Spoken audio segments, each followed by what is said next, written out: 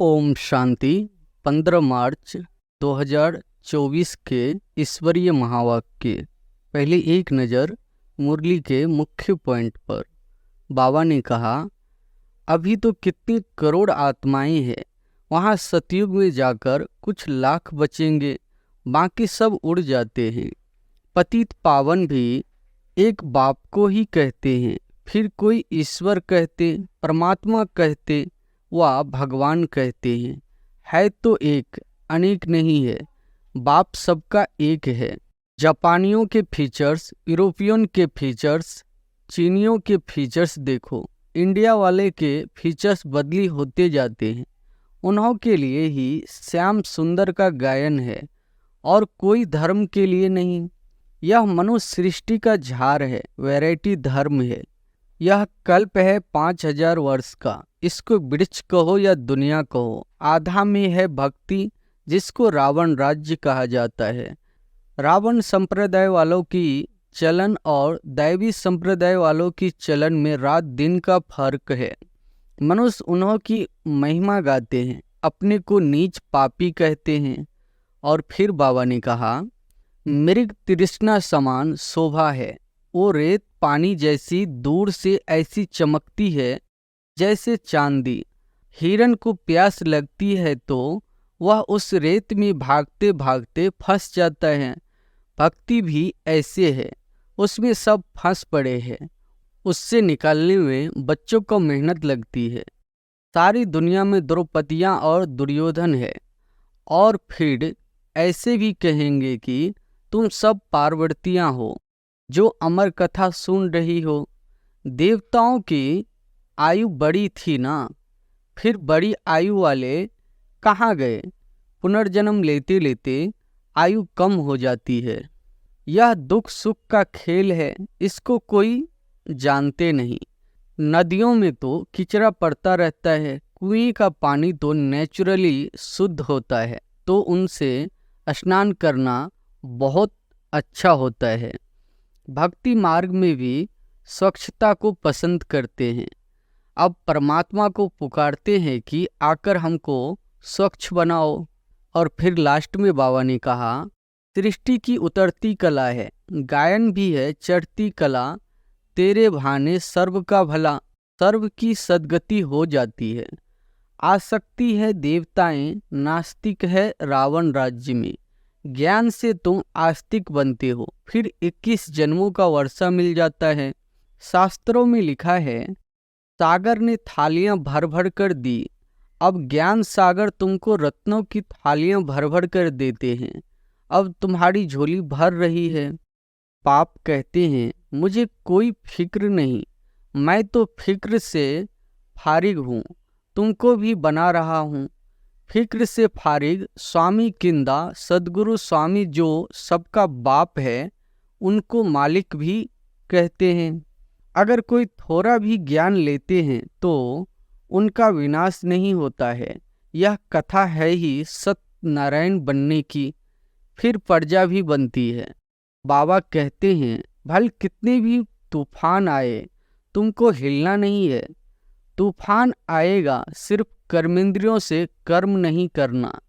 अब सुनते हैं महावाक्यों को विस्तार से।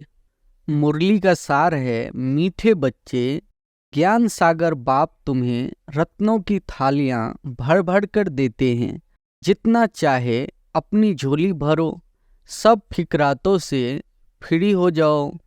प्रश्न है, ज्ञान मार्ग की कौन सी बात भक्ति मार्ग में भी पसंद करते हैं? उत्तर है, स्वच्छता। ज्ञान मार्ग में तुम बच्चे स्वच्छ बनते हो। बाप तुम्हारे मैले कपड़ों को स्वच्छ बनाने आए हैं। आत्मा जब स्वच्छ अर्थात पावन बन जाती है, तब घर में जाने के उड़ने के पंख लग जाते हैं। भक्ति में भी स्वच्छता को बहुत पसंद करते हैं। स्वच्छ बनने के लिए गंगा में जाकर स्नान करते हैं, लेकिन पानी से आत्मा स्वच्छ नहीं बन सकती। ओम शांति। मीठे मीठे बच्चे, तुम्हें याद की यात्रा को भूलना नहीं है। सुबह को जैसे यह प्रैक्टिस करते हो, उसमें वाणी नहीं चलती है, क्योंकि वह है निर्माण धाम में जाने की युक्ति। पावन बनने के सिवाय तुम बच्चे जा नहीं सकते, उड़ नहीं सकते, यह भी समझते हो। सतयुग जब होता है तो कितनी ढेर आत्माएं उड़कर जाती है। अभी तो कितनी करोड़ आत्माएं हैं, वहाँ सतयुग में जाकर कुछ लाख बचेंगे, बाकी सब उड़ जाते हैं। जरूर कोई तो आकर पंख देते हैं ना। इस याद की यात्रा से ही आत्मा पवित्र हो जाती है, इनके सिवाय और कोई उपाय है नहीं पावन बनने का। पतित पावन भी एक बाप को ही कहते हैं, फिर कोई ईश्वर कहते, परमात्मा कहते व भगवान कहते हैं। है तो एक, अनेक नहीं है। बाप सबका एक है, लौकिक बाप सबका अपना अपना होता है, बाकी पारलौकिक तो सबका एक ही है। वह एक जब आते हैं तो सबको सुख देकर जाते हैं, फिर सुख में उनको याद करने की दरकार नहीं।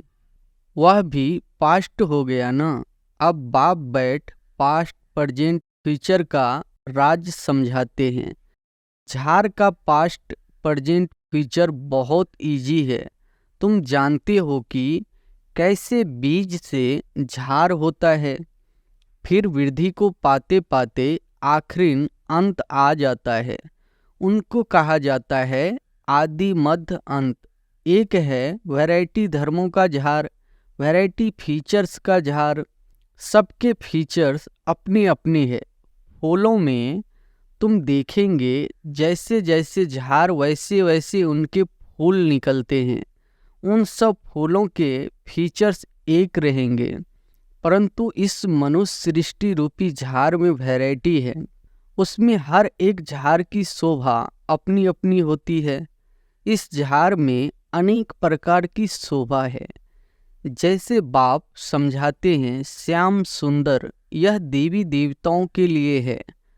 जब वह सतो प्रधान से तमो प्रधान बनते हैं तो वही सुंदर से श्याम बनते हैं। ऐसे श्याम सुंदर और कोई धर्मों में नहीं बनते हैं। उन्हों के फीचर्स भी देखो, जापानियों के फीचर्स, यूरोपियंस के फीचर्स, चीनियों के फीचर्स देखो, इंडिया वाले के फीचर्स बदली होते जाते हैं। उन्हों के लिए ही श्याम सुंदर का गायन है और कोई धर्म के लिए नहीं। यह मनुष्य सृष्टि का झार है, वैरायटी धर्म है। वह सब नंबरवार कैसे आते हैं, यह नॉलेज तुम बच्चों को अभी मिलती है और कोई यह बात समझा न सके। यह कल्प है 5000 वर्ष का।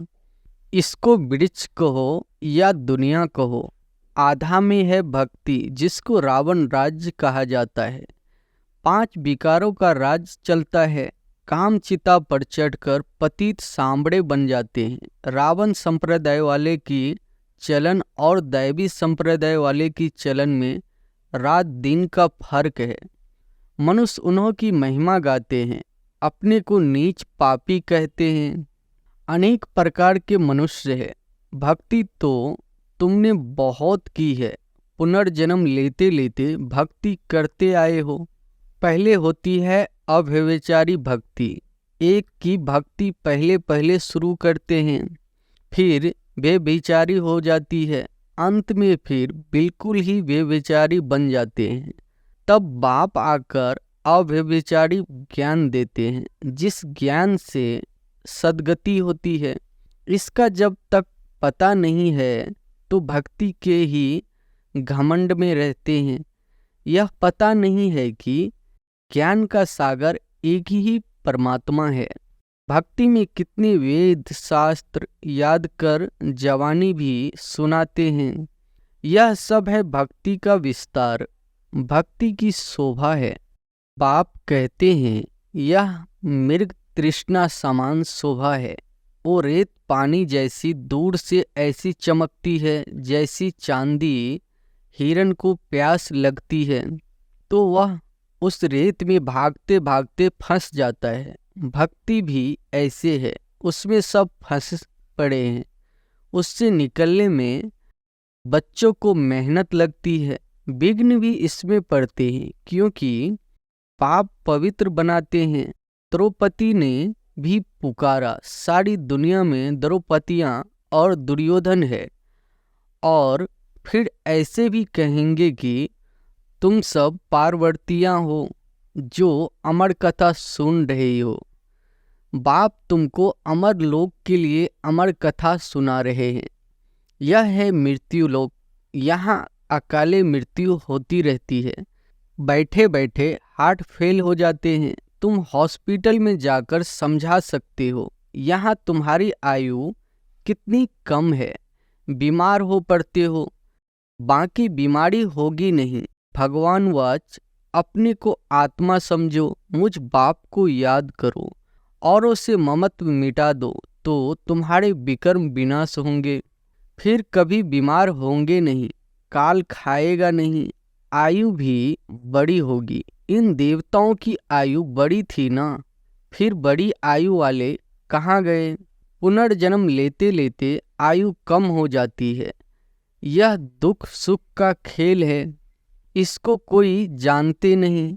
मेले मलाखरे आदि कितने होते हैं, कुंभ के मेले में कितने लोग स्नान करने के लिए जाकर इकट्ठे होते हैं, परंतु फायदा कुछ भी नहीं। रोज तुम स्नान करते हो, पानी तो सब जगह सागर से ही आता है। सबसे अच्छा पानी तो कुएं का होता है। नदियों में तो किचरा पड़ता रहता है, कुएं का पानी तो नेचुरली शुद्ध होता है, तो उससे स्नान करना बहुत अच्छा होता है। पहले यह रिवाज था, अब नदियों का रिवाज पड़ा है। भक्ति मार्ग में भी स्वच्छता को पसंद करते हैं। अब परमात्मा को पुकारते हैं कि आकर हमको स्वच्छ बनाओ। गुरु नानक ने भी परमात्मा की महिमा गाई है कि मुँह पलीती कपड़ धोए। बाप आकर मुँह पलीती कपड़ों को स्वच्छ बनाते हैं। यहाँ बाप आत्मा को स्वच्छ बनाते हैं, वो लोग आत्मा को निर्लेप समझते हैं। बाप कहते हैं यह है ही रावण राज्य, सृष्टि के उतरती कला है। गायन भी है, चढ़ती कला तेरे बहाने सर्व का भला, सर्व की सद्गति हो जाती है। हे बाबा, आपके द्वारा सबका भला हो जाता है। सतयुग में सबका भला होता है, वहाँ सब शांति में है, एक ही राज्य है। उस समय और सब शांति धाम में रहते हैं। अब यह लोग माथा मारते हैं कि विश्व में शांति हो। उससे पूछो, आगे कभी विश्व में शांति थी जो अब फिर मांग रहे हो? वो फिर कह देते हैं अभी कलयुग में 40,000 वर्ष और पड़े हैं, मनुष्य घोर अंधियारे में है। कहाँ 5,000 वर्ष का सारा कल्प, कहाँ एक कलयुग के ही 40,000 वर्ष बचे हुए बताते हैं। अनेक मतें हैं, बाप आकर सच बताते हैं कि जन्म भी 84 ही है। लाखों वर्ष हो फिर तो मनुष्य जानवर आदि भी बन सकते हैं, परंतु कायदा ही नहीं है। 84 जन्म मनुष्य का ही लेते हैं, उसका हिसाब किताब भी बाप बतलाते हैं। यह नॉलेज तुम बच्चों को धारण करनी है। ऋषि मुनि तो नेति नेति करके गए हैं, अर्थात हम नहीं जानते हैं तो नास्तिक ठहरे। जरूर कोई आस्तिक होंगे। आस्तिक है देवताएं, नास्तिक है रावण राज्य में। ज्ञान से तुम आस्तिक बनते हो, फिर 21 जन्मों का वर्षा मिल जाता है, फिर ज्ञान की दरकार नहीं रहती। अब पुरुषोत्तम संगम युग है, जबकि हम उत्तम से उत्तम पुरुष स्वर्ग के मालिक बन रहे हैं। इसमें जितना जो पढ़ेंगे उतना ऊंच पद पाएंगे। पढ़ेंगे लिखेंगे होंगे विश्व के मालिक, नहीं तो कम पद, परंतु वह राजाई है सुख की, यहाँ है दुख की। आस्तिक बने हैं तो सुख की राजाई करते हैं, फिर रावण आने से नास्तिक बनते हैं तो दुख होता है। भारत जब सॉल्वेंट था तो अथाह धन था। सोमनाथ का मंदिर कितना भारी बनाया हुआ है। मंदिर बनाने के लिए इतने पैसे थे तो खुद के पास कितने पैसे होंगे। यह इतने पैसे कहाँ से मिले। शास्त्रों में लिखा है, सागर ने थालियां भर भर कर दी। अब ज्ञान सागर तुमको रत्नों की थालियां भर कर देते हैं। अब तुम्हारी झोली भर रही है। उस शंकर के आगे जाकर कहते हैं, भर दो झोली। बाप को जानते नहीं, अब तुम जानते हो। बाप हमारी झोली भर रहे हैं। जितना जिसको चाहिए सो भरे। जितना अच्छी रीति पढ़ेंगे उतना स्कॉलरशिप मिलेगी। चाहे तो ऊंचे से ऊंच डबल सिरताज बनो, चाहे गरीब प्रजा व दास दासी। बहुत है जो फारकती भी दे देते हैं। यह भी ड्रामा में नोंद है। बाप कहते हैं, मुझे कोई फिक्र नहीं, मैं तो फिक्र से फ्री हूँ। तुमको भी बना रहा हूँ। फिक्र से फ्री स्वामी किंदा सद्गुरु स्वामी जो सबका बाप है, उनको मालिक भी कहते हैं। बाप कहते हैं, तुम्हारा बेहद का टीचर भी हूँ। भक्ति मार्ग में तुम अनेक टीचर से अनेक विद्याएं पढ़ते हो। बाप जो तुमको पढ़ाते हैं यह सबसे न्यारी नॉलेज है। वह है ज्ञान का सागर। जानी जानन हार नहीं कहना। ऐसे बहुत कहते हैं, आप तो हमारे अंदर को जानते हो। बाप कहते हैं, मैं कुछ नहीं जानता हूँ। मैं तो तुम बच्चों को पढ़ाने के लिए आता हूँ। तुम आत्मा अपने इस तख्त पर विराजमान हो। मैं भी इस तख्त पर बैठा हूँ। आत्मा कितनी छोटी बिंदी है यह कोई जानता ही नहीं। तब बाप कहते हैं, पहले आत्मा को समझो फिर बाप को समझेंगे। बाप पहले पहले आत्मा का ज्ञान समझाते हैं, फिर बाप का परिचय देते हैं। भक्ति में शालिग्राम बनाए, पूजा कर फिर खलास कर देते हैं। बाप कहते हैं, यह सब है गुरुओं की पूजा। जो इन सब बातों को अच्छी रीति समझते हैं वह औरों का भी कल्याण करते हैं। बाप भी कल्याणकारी है तो बच्चों को भी बनना है। कोई तो औरों को दलदल से निकालते निकालते खुद फंस मरते हैं। अपवित्र बन पड़ते हैं कि कमाई चट कर देते हैं। इसलिए बाप कहते हैं, खबरदार रहना। काम चिता पर बैठने से ही तुम काले बन पड़े हो। तुम कहेंगे हम ही गोरे थे, तुम ही काले बने। हम ही देवता थे, हम ही नीचे उतरे। नहीं तो 84 जन्म कौन लेते हैं। यह हिसाब बाप समझाते हैं। बच्चों को बहुत मेहनत करनी पड़ती है। आधा कल्प से जो विषय सागर में पड़े हैं उनसे निकालना मासी का घर नहीं है। अगर कोई थोड़ा भी ज्ञान लेते हैं तो उनका विनाश नहीं होता है। यह कथा है ही सत्यनारायण बनने की। फिर प्रजा भी बनती है। थोड़ा समझकर चले जाते हैं। हो सकता है फिर आकर समझे। आगे चलकर मनुष्यों में वैराग्य भी होगा। जैसे शमशान में वैराग्य आता है, बाहर निकले तो खल्लास। तुम भी जब समझाते हो, अच्छा अच्छा करते हैं, बाहर गए खल्लास। कहते हैं यह काम उतार कर आएंगे। बाहर जाने से माया माथा मोड़ लेती है। कोटों में कोई निकलता है। राजाई पद पाना, इसमें मेहनत लगती है। हर एक दिल से पूछे, बेहद के बाप को हम कितना याद करते हैं। कहते हैं बाप की याद भूल जाती है। अरे अज्ञान काल में कभी ऐसे कहते हैं कि हमको बाप भूल जाता है। बाबा कहते हैं भल कितने भी तूफान आए तुमको हिलना नहीं है। तूफान आएगा, सिर्फ कर्मेंद्रियों से कर्म नहीं करना। कहते हैं बाबा माया ने जादू लगा दिया। बाबा कहते हैं मीठे मीठे बच्चे, याद करो तो कट निकल जाएगी। आत्मा पर कट जंग चढ़ती है वह निकलेगी याद से, बाप भी बिंदी है, सिवाय बाप की याद के और कोई उपाय नहीं कट उतारने की। अच्छा, मीठे मीठे सिकी लधे बच्चों प्रति माता पिता बाप दादा का याद प्यार और गुड मॉर्निंग। रूहानी बाप की रूहानी बच्चों को नमस्ते। धारणा के लिए मुख्य सार पहली पॉइंट है, कल्याणकारी बाप के हम बच्चे हैं, इसलिए अपना और सर्व का कल्याण करना है। कोई ऐसा कर्म न हो जो कि कमाई खत्म हो जाए, इसमें खबरदार रहना है। दूसरी पॉइंट है, पढ़ाई अच्छी तरह से पढ़कर ज्ञान रत्नों से अपनी झोली भरपूर करनी है।